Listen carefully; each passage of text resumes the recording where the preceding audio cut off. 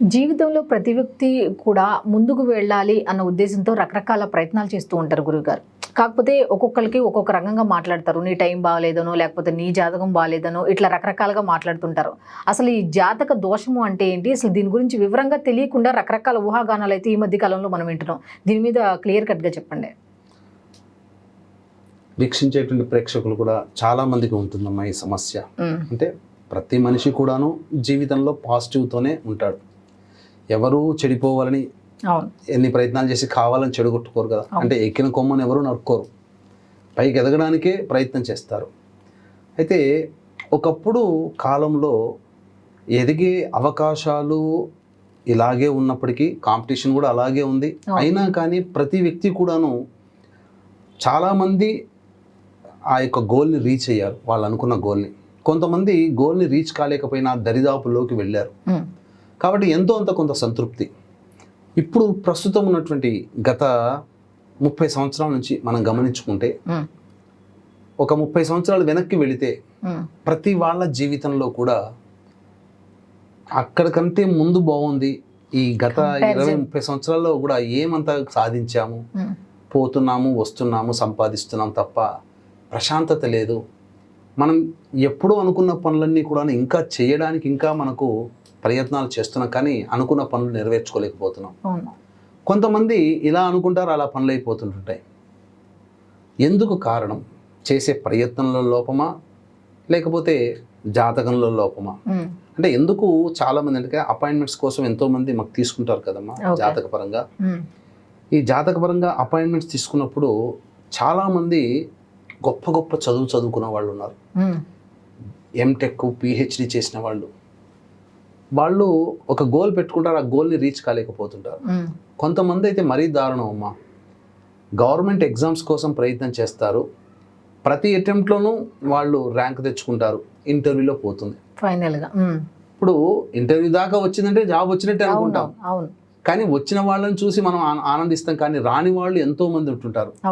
అటువంటి వాళ్ళు ఎన్నో అటెంప్ట్స్ చేసినా కానీ ఉద్యోగం దగ్గర దాకా వచ్చిపోతుంది. కొంతమంది జీవితంలో కుటుంబంలో అన్నీ బాగుంటాయి, పెళ్ళిళ్ళు కాదు. పెళ్ళిళ్ళు అయిపోయి సంవత్సరాలు గడుస్తున్నా కొంతమందికి సంతానం కలగదు. అలాగే తల్లిదండ్రులు ఏమో చెప్పుకోవడానికి ఉన్నతమైన స్థానంలో ఉంటారు, పిల్లలు చూస్తేనేమో చెప్పాలి అని అంటే వ్యర్థమైపోతుంది వాళ్ళ జీవితం. అన్నిట్లో చదువులో వెనకడుగుంటారు, అన్ని రకాలుగా ఇబ్బందులు అనేటువంటి పిల్లల్లో ఉంటుంటాయి. ఐపీఎస్, ఐఏఎస్ ఆఫీసర్ ఉంటారు, పిల్లలేమో మామూలు స్థాయి. ఎందుకు జరుగుతుంది? సంతానం కలక్క ఇబ్బంది పడుతుంటారు. కొంతమందికి అసలు అంతా బాగుంటుంది, కానీ అనారోగ్య సమస్యలు. డాక్టర్ల దగ్గరికి వెళితే అన్ని టెస్టులు చేస్తే ఏం లేదండి, అంతా బాగుందండి అని అంటారు. కానీ బాధపడే వాడికి తెలుస్తుంది ఎందుకు సమస్య ఇలా. కానీ ఆ సమస్య చెప్పినా రిపోర్ట్లలో అంతా కామన్గానే వచ్చేస్తుంది. మీకు బలం లేదండి అని బలానికి మందు రాస్తాడు, పంపిస్తాడు డాక్టర్, అంతే. ఇలా ఎందుకు జరుగుతుంది? కొన్ని కుటుంబాలలోనైతే అన్ని రకాల ఆనందకరమైన జీవితం అనుభవించడానికి డబ్బు ఉంటుంది, అన్ని విధాలుగా బాగుంటుంది, కానీ కుటుంబ సభ్యుల మధ్య ప్రేమ ఆప్యాయతలు ఉండవు. ఎవరి మాట ఎవరు వినరు, ఎవరికి వారే యమునా తీరే. ఎందుకు జరుగుతుంది? మాకే ఎందుకు? మేమేమైనా తప్పు చేసామా? మా పూర్వీకులు ఏమైనా తప్పు చేశారా? ఇలా అనేక ప్రయత్నాల్లో భాగంగా నిజంగా ప్రయత్నం చేసి విఫలమైపోయి ఎందుకు జరుగుతుంది, దీనికి కారణం అని చెప్పి అప్పుడు జ్యోతిష్యుల దగ్గరికి, మాలాంటి వాళ్ళ దగ్గరికి వచ్చినప్పుడు సరైనటువంటి ఉపాసన పరులు చూసినప్పుడు జాతకంలో తెలిసేటువంటిది ఏంటంటేనమ్మా, ప్రేత దోషం. ప్రేత దోషం ఇది వినడానికి చాలా వింతగా ఉంటుంది, కొత్తగా ఉంటుంది. కానీ ఈ దోష ప్రభావం వల్లనే నిజంగా ఎంత కష్టపడ్డా కానీ ఫలితం దక్కకుండా పోతుంది. అంటే అన్ని అవకాశాలు నోటి దాకా వచ్చి వెనక్కి వెళ్ళిపోతుంటాయి. టెండర్లు వేస్తారు, మనకు వస్తుంది కన్ఫామ్ అనుకుంటారు, కానీ ఎవరికో వెళ్ళిపోతుంది. అలాగే ప్రతి ప్రయత్నంలో అయిపోతుంది మనకని అనుకుంటారు, కానీ ఏ పని జరగదు. అలా ఆశలతో జీవితాన్ని గడుపుతుండడమే అవుతుంది తప్ప వీళ్ళ జీవితంలో అనుకున్నది సాధించలేకపోతారు. ఈ ప్రేత దోషం.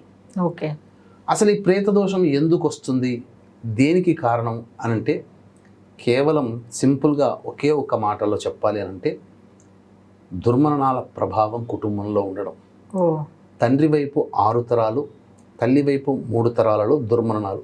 అంటే road accident, fire accident, suicide attempt, నదిలో బావిలో పడి చనిపోవడం, ఇంట్లోంచి వెళ్ళిపోవడం, చెప్పకుండా వెళ్ళిపోతారు, బ్రతుకున్నారో లేదో తెలియదు, లివర్ ఫెయిల్యూర్, కిడ్నీ ఫెయిల్యూర్, క్యాన్సర్తో చనిపోవడం, అలాగే పెళ్లి కాకుండా బ్రహ్మచారిగా కన్యగా చనిపోవడం, ఇంట్లో పెద్దవాళ్ళు ఏదో ఒక తరంలోనైనా కానీ పిండ ప్రదానాలు చేయలేకపోవడం, అలాగే 60 సంవత్సరాల లోపల కుటుంబ సభ్యులు ఎలాగైనా చనిపోయినా, కరోనాలో చనిపోయిన, కాలసర్పదోషంలో జన్మించిన, స్త్రీ హత్య, గోహత్య, బ్రాహ్మణ హత్య, ఇవన్నీ కుటుంబంలో ఏదైనా తరంలో చేసినా ఇది ఖచ్చితంగా ప్రేతదోషంగా మారుతుంది. ఈ ప్రేతదోషము అంటే 5 రకాలైనటువంటి దోషాలతో కూడుకున్నటువంటిది, 5 రకాల శాపాలతో కూడుకున్నటువంటిది. అది ముఖ్యంగా స్త్రీ శాపము, గురు శాపము, దైవ శాపము, పితృశాపము, సర్పశాపము. ఈ 5 రకాల శాపాలతో కూడుకున్నటువంటిదే ఈజ్ ఈక్వల్ టు ప్రేతదోషము. ఇప్పుడు చాలా మంది జాతకం చూసేసి చెప్పగలుగుతాం అని చెప్తాం, కొంతమందికి జాతకాలు ఉండవు. మరి అటువంటిప్పుడు ఏంటండి, జాతకాలు లేని వాళ్ళకి ఇప్పుడు మనం చెప్పుకోబోయేటువంటి లక్షణాలు గనక కుటుంబంలో ఉంటే ఆ ఇంట్లో ఖచ్చితంగా ప్రేత దోషం ఉన్నట్టే. ఏమా దోషములోనంటే తరచూ కుటుంబ సభ్యులు అనారోగ్యానికి గురవుతున్నా, చెప్పుకోలేని రోగాలతో బాధపడుతున్నా, అలాగే ఈ యొక్క సంబంధించినటువంటి ప్రయోగం అంటే చేతబడి, చిల్లంగి వాటికి గురవుతున్నా, నరదృష్టి, నరఘోషకు గురవుతున్నా, కుటుంబంలో కేవలం ఆడపిల్లలే సంతానంగా ఉంటారు, పిల్లలు మగ పిల్లలు ఉండరు అటువంటి కుటుంబంలో.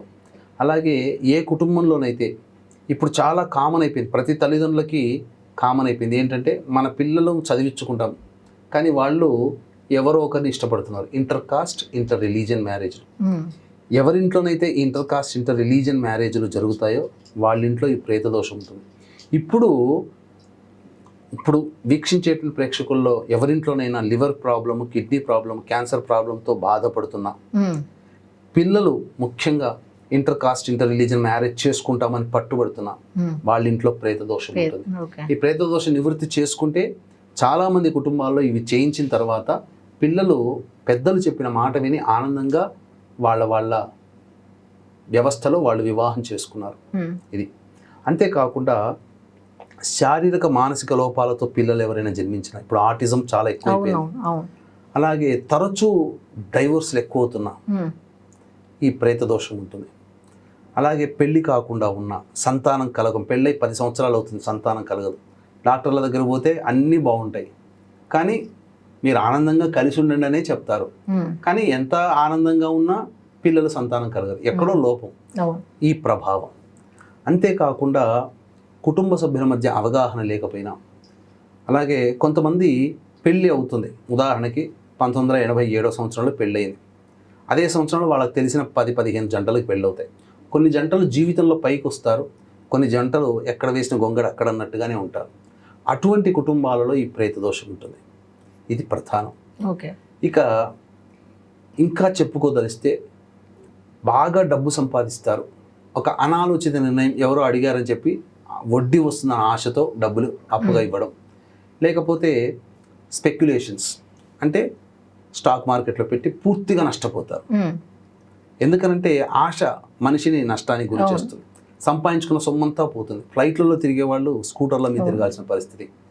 చాలామంది ఎక్కడో ఒక సందర్భంలో ఈ మాట అంటుంటారు, ఏ జన్మలో ఏ పాపం చేసుకున్నామో మనకి దుస్థితి కలిగింది, లేకపోతే ఆనందంగా ఉండేవాళ్ళం. అటువంటి సందర్భాలు కుటుంబంలో ఉన్నాయంటే ప్రేతదోషం. మేము మా యొక్క కోరిక నెరవేరడం కోసం తిరగని చెట్టు అంటూ లేదు, మొక్కని దైవం అంటూ లేదు, పుట్టంటూ లేదు అని వాపోతుంటారు, ఏ దేవుడు కరుణించట్లేదు అని చెప్పి, దేవుడే లేడని చెప్పి నమ్మకం కోల్పోతారు కదా, అటువంటి కుటుంబాలలో ఉంటుంది ఈ ప్రేతదోషం. అన్నిటికంటే ప్రధానంగా ఈ యొక్క కుటుంబంలో జిల్ల పురుగులు, బొద్దింకల బెడద ఎక్కువగా ప్రతి కుటుంబంలో ఉంటున్నాయి, పెస్ట్ అనేటువంటిది. కానీ భరించరానంతగా అసలు డోర్ తీస్తే చాలు మొత్తం గది నిండా ఉంటున్నా జిల్ల పురుగులు, బొద్దింకల బెడద ఎక్కువగా ఉన్నా, అలాగే ఎర్ర చీమలు తరచూ పారుతూ ఉన్నా, గోడలకి క్రాక్స్ వస్తున్నా, నల్లాలు కొత్తవి మారుస్తాం, వారం బాగుంటాయి మళ్ళీ వారం తర్వాత బొట్టుగా కింద కారుతూ ఉంటుంది అటువంటి కుటుంబాలలో. అలాగే ఇంట్లో ఆహారం చేతిలో పట్టుకుంటారు, తరచూ నేలపాలవుతున్నా, తరచూ వారంలో ఒక 5 సార్లు మనం చూస్తుండగానే పాలు పొంగిపోతూ ఉన్నా, ఓకే అటువంటి కుటుంబాలలో ప్రేత శాపం ఉంటుంది. ఓకే ఇంకా వివరంగా చెప్పాలి అని అంటే ప్రధానంగా పెద్దవాళ్ళు తరచూ కలలోకి వస్తున్నా, ఇల్లు కూలిపోయినట్టు, కారాగార వాసమైనట్టు, సుడిగుండంలో చిక్కుకున్నట్టు, పాము కరిచినట్టు, ఇవన్నీ తరచూ రావాలి. ఏదో ఒకసారి వచ్చిపోవడం కాదు, తరచూ వస్తున్నాయంటే ఇవన్నీ కూడా ప్రేత దోషానికి కారణం. ఓకే ఈ ప్రేత దోషంలో ఉన్నటువంటి ఒక వింత ఏంటంటే ఈ ప్రేత దోషంలో ఉన్న వాళ్ళకి ప్రేత దోషంలో ఉన్నటువంటి వాళ్ళతోనే వివాహాలు జరుగుతున్నాయి. ఖచ్చితంగా ఇందులో 100కి 99% ఈ లింక్ ఉంటుంది. కాబట్టి 100కి 99% మంది ఈ యొక్క సమస్యతో బాధపడుతున్నారు. అందుకనే ఒక 10 అటెంప్ట్స్ 15 అటెంప్ట్స్ చేసి విజయాన్ని పొందేదానికంటే 2-3 అటెంప్ట్లతోనే విజయాన్ని పొందడం అనేటువంటిది ఈ ప్రేత దోషం తొలగించుకోవడం వల్ల కలుగుతుంది. ఈ తొలగింపు అనేది ఎట్లా గురుగారు? ఈ ప్రేత దోషానికి ఇప్పుడు ఏంటంటే ఒకప్పుడు ఈ ప్రేత దోషానికి భారతదేశంలో అనేక ప్రాంతాల్లో చేయిస్తున్నారు. ఓకే గత 2013వ సంవత్సరం నుంచి, అంటే ఒక పుష్కర కాలంగా 12 సంవత్సరాలుగా ఈ ప్రేత దోషానికి సశాస్త్రీయమైనటువంటి విధానంతో మనం దగ్గరుండి కార్యక్రమాలు చేయిస్తున్నాం. ఇప్పుడు ఏమైపోయింది, ఇప్పుడు మోసగాళ్ళు ఎక్కువైపోయారు. అంటే ఇప్పుడు ఆన్లైన్లో చూసుకుంటున్నారు, తెరవగానే మీకు పలానా సంబంధించిన దాంట్లో మేము చేయిస్తున్నాము, ఈ ప్రతిరోజు ఈ యొక్క సంబంధించిన ప్రేత దోషానికి వీడియోలు అడ్వర్టైజ్మెంట్లు వస్తుంది. అడ్వర్టైజ్మెంట్లను నమ్మకండి. వీక్షించే ప్రేక్షకులు గమనించాల్సింది, అడ్వర్టైజ్మెంట్ని నమ్మితే మీకు ఎవరో తెలియదు, ఎవరు చేస్తుంటారో తెలియదు. ఎలా నమ్మి మీ యొక్క డబ్బుని మీరు ఇప్పుడు ముక్కు మొహం తెలియని వాడికి 10 రూపాయలు ఇవ్వంగానే ఇచ్చేస్తామా? దానం అంటే ఇస్తాము, నాకు 10 రూపాయలు ఇవ్వాలి అంటే ఇస్తామా? ఇవ్వము. మీరు దానం చేస్తున్నారా? మీ కోరిక నెరవేరడం కోసం, మీ యొక్క దోషం తొలగిపోవడం కోసం చేస్తున్నారు. ముందు వెనుక ఆలోచించుకోవాల్సిన అవసరం లేదా? చాలా మంది తప్పు చేస్తున్నారు. ఇంకొక రకంగా జనాల్ని కొంతమంది ఎలా మోసం చేస్తున్నారంటే, ఉన్నవే 27 నక్షత్రాలు. ఆ 27 నక్షత్రాల్లో కొన్ని నక్షత్రాలు పాట పాడతారు మొదటి నుంచి లెక్కేసుకుని. ఆ నక్షత్రాల్లో పుడితే ప్రేత దోషం అంటారు. నక్షత్రంలో పుడితే నక్షత్ర జనన దోషం ఉంది, కానీ నక్షత్రంలో పుడితే ప్రేత దోషం అని ఎక్కడ చెప్పబడింది? లేదు. ఇలా మోసపోతున్నారు. ఎన్ని నెత్తి నోరు మోదుకొని చెప్పినా వాళ్ళకి ఆ దోషం తొలగిపోవదు. కాబట్టే ఇటువంటి మోసాల బారిన పడిపోతున్నారు. కాబట్టి సశాస్త్రీయంగా, ఒకప్పుడు చాలా శాస్త్రీయంగా అన్ని చోట్ల చేయించేవాళ్ళము. ఇప్పుడు న్యూటన్ లానే ఉంది ఎకనామిక్స్ది, when demand will increase supply will decrease, అంతే కదమ్మా. కాబట్టి ఏమైపోతుంది, ఎక్కువ మంది చేయించుకునేటువంటి సందర్భంలో చాలామంది ఈ యొక్క పూజల్ని శాస్త్రీయంగా చేయించట్లేదు. అంటే 2.5-3 గంటలు చేయాల్సినటువంటి పూజ క్రతువు కేవలం గంటన్నరలో తుడిచిపెట్టి పంపిస్తున్నారు. అన్నిటికంటే మరీ చోద్యం, మరీ వింత ఏంటంటే, యజ్ఞోపవీతం ఉన్నటువంటి కుటుంబాలలో మీకు శాస్త్రీయంగా చేయిస్తున్నారు. యజ్ఞోపవీతం లేని కుటుంబాలలో ఇక్కడ తూతూ మంత్రంగా పురాణోక్తంగా చేయిస్తున్నారు. ఇది దోషం. అందుకనే దీన్ని దృష్టిలో పెట్టుకొని మన పీఠం ఆధ్వర్యంలో ప్రతి నెల ఈ యొక్క పూజాది కార్యక్రమాలు అనేటువంటివి చేయించడం జరుగుతుంది. అలాగే ఈ నెల 23వ తారీఖు రోజున, డిసెంబర్ 23వ తారీఖు రోజున కూడా జరుగుతుంది. వచ్చే సంవత్సరం జనవరి, ఫిబ్రవరి, మార్చి ఇలా ప్రతి నెల జరుగుతుంది. కానీ ఈ నెలలో డిసెంబర్ 23వ తారీఖు రోజున జరుగుతుంది. అది ముఖ్యంగా విష్ణు నక్షత్రం ఉండాలి.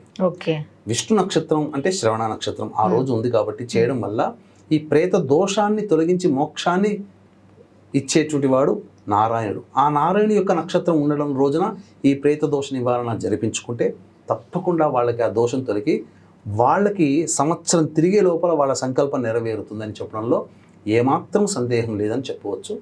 ఈ యొక్క డిసెంబర్ 23వ తారీఖు రోజున జరిగేటువంటి కార్యక్రమంలో నమోదు చేసుకొని కార్యక్రమానికి రాదలిచిన వాళ్ళు స్క్రీన్పై కనిపిస్తున్నటువంటి నెంబర్కి కాంటాక్ట్ చేసి పూర్తి వివరాలు తెలుసుకోవచ్చు.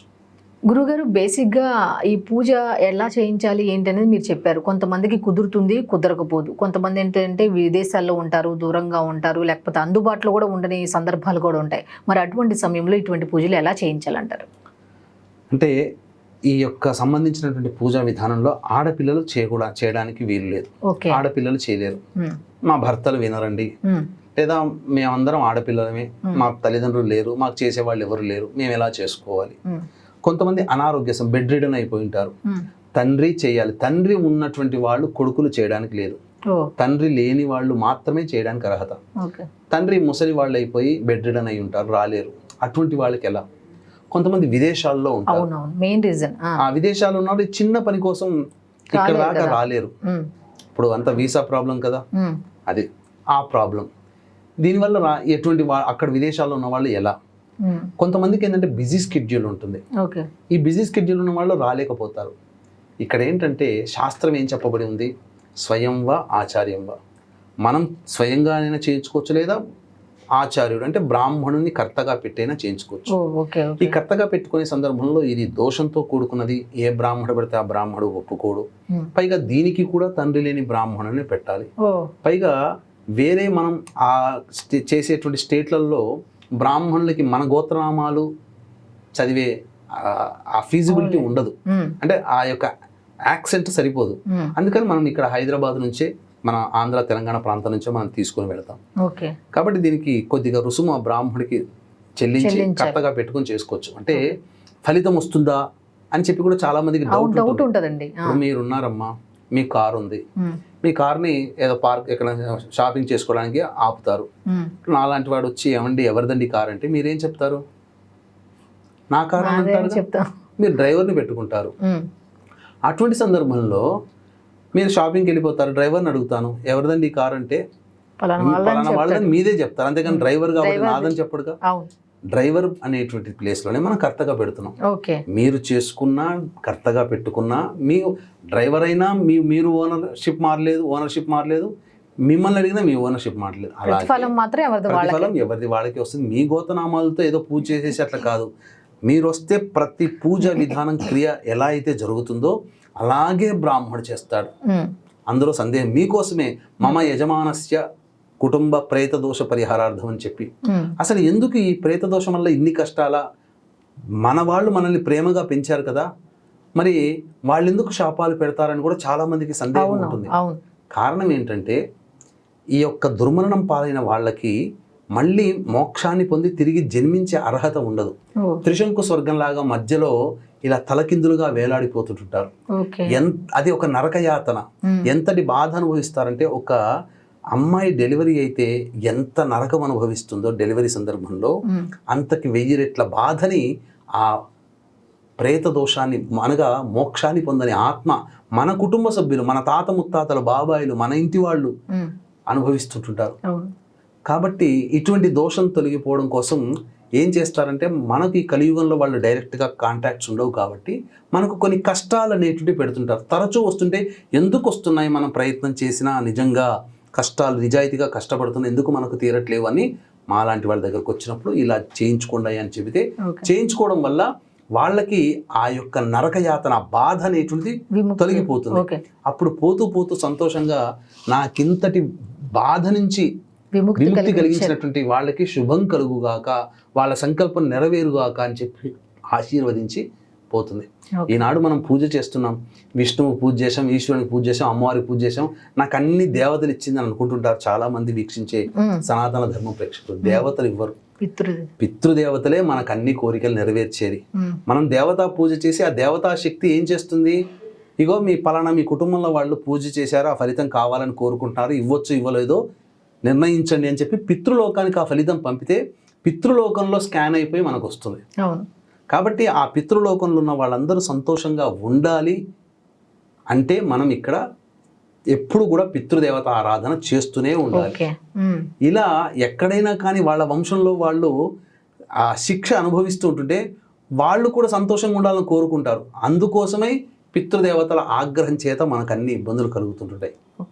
అది కాబట్టి ఇటువంటిది చాలా పితృదేవత జ్ఞానం అనేటువంటిది చాలా గొప్పది. అది తెలుసుకోవాలంటే రోజుల తరబడి మనం అర్థం చేసుకుంటే కానీ తెలుసుకోలేము.